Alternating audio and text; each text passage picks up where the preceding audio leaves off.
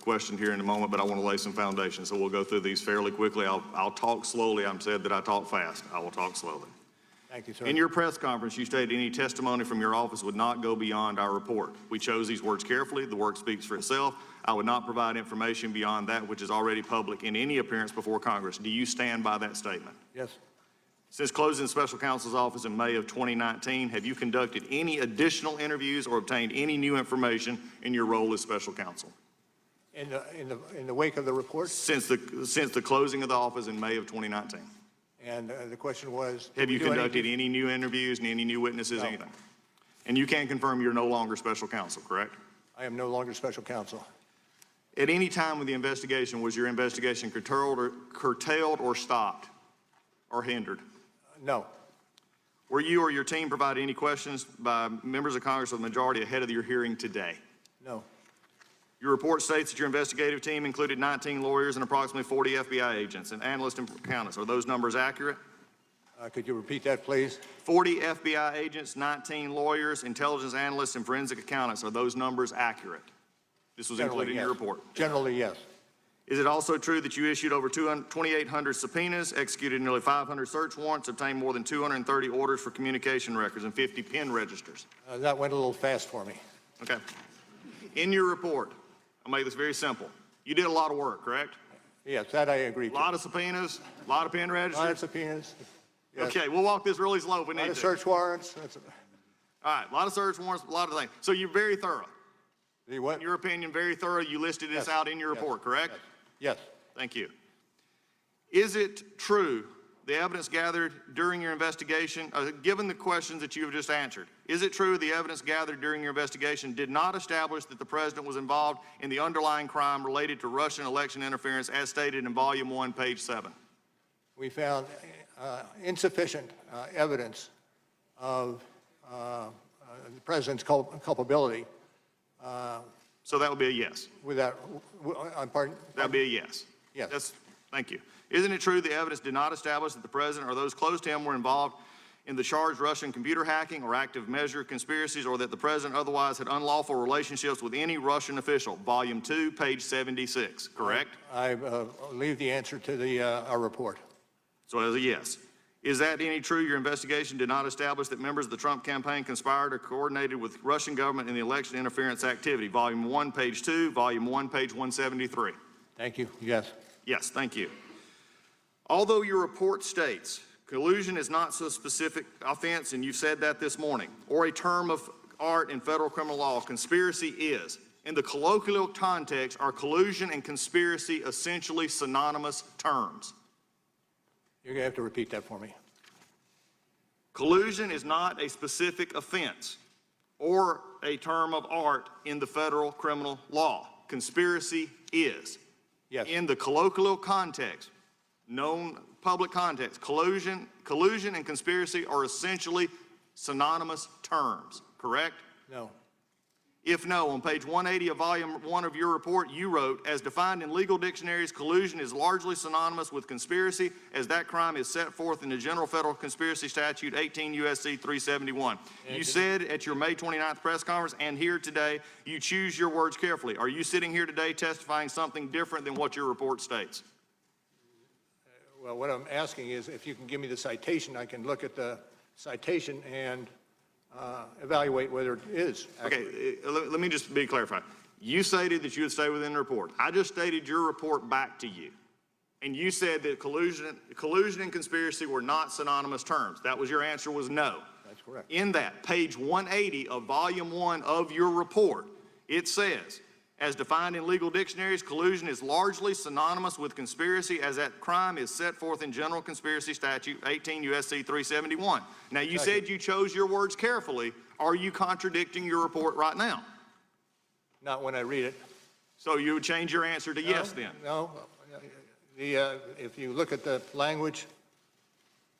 I'm reading your report, sir. It's a yes or no answer. Page 180. Page 180, volume 1. Okay. This was from your report. Correct. And I leave it with the report. So the report says, yes, they are synonymous. Yes. Hopefully, for finally, out of your own report, we can put to bed the collusion and conspiracy. One last question as we're going through. Did you ever look into other countries investigated in the Russian interference into our election? Were other countries investigated or found knowledge that they had interference in our election? I'm not going to discuss other matters. That I yield back. Gentleman yields back. The gentlelady from California. Director Mueller, as you've heard from the chairman, we're mostly going to talk about obstruction of justice today, but the investigation of Russia's attack that started your investigation is why evidence of possible obstruction is serious. To what extent did the Russian government interfere in the 2016 presidential election? Could you repeat that, ma'am? To what extent did the Russian government interfere in the 2016 presidential election? Well, particularly when it came to computer crimes and the like, the government was implicated. So you wrote in Volume 1 that the Russian government interfered in the 2016 presidential election in sweeping and systematic fashion. You also described in your report that the then Trump campaign chairman, Paul Manafort, shared with a Russian operative, Kilimnik, the campaign strategy for winning Democratic votes in Midwestern states and internal polling data of the campaign. Isn't that correct? Correct. They also discussed the status of the Trump campaign and Manafort's strategy for winning Democratic votes in Midwestern states. Months before that meeting, Manafort had caused internal data to be shared with Kilimnik, and the sharing continued for some period of time after their August meeting. Isn't that correct? Accurate.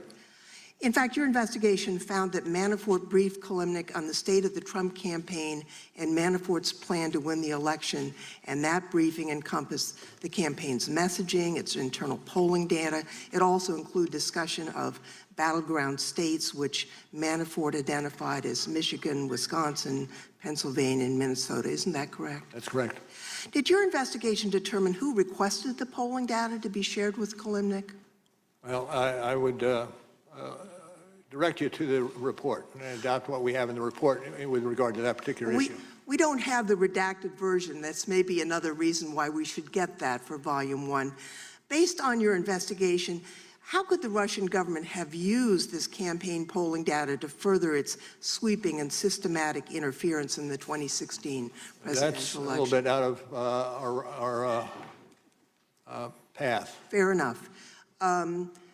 Did your investigation find that the Russian government perceived it would benefit from one of the candidates winning? Yes. And which candidate would that be? Well, it would be Trump. Correct.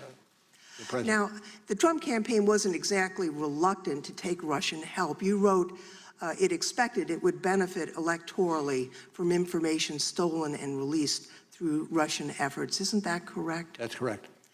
Now, was the investigation's determination, what was the investigation's determination regarding the frequency with which the Trump campaign made contact with the Russian government?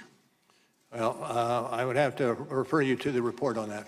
Well, we went through and we counted 126 contacts between Russians or their agents and Trump campaign officials or their associates. So would that sound about right?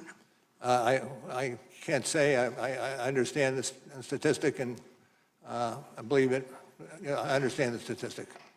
Well, Mr. Mueller, I appreciate your being here and your report. From your testimony and the report, I think the American people have learned several things. First, the Russians wanted Trump to win. Second, the Russians went on a sweeping cyber influence campaign. The Russians hacked the DNC, and they got the Democratic game plan for the election.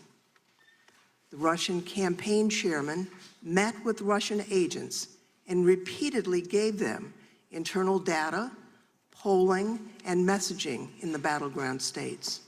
So while the Russians were buying ads and creating propaganda to influence the outcome of the election, they were armed with inside information that they had stolen through hacking from the DNC and that they had been given by the Trump campaign chairman, Mr. Manafort.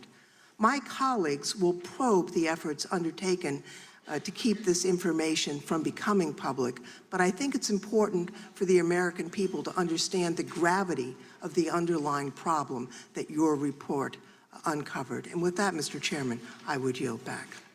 Gentlelady.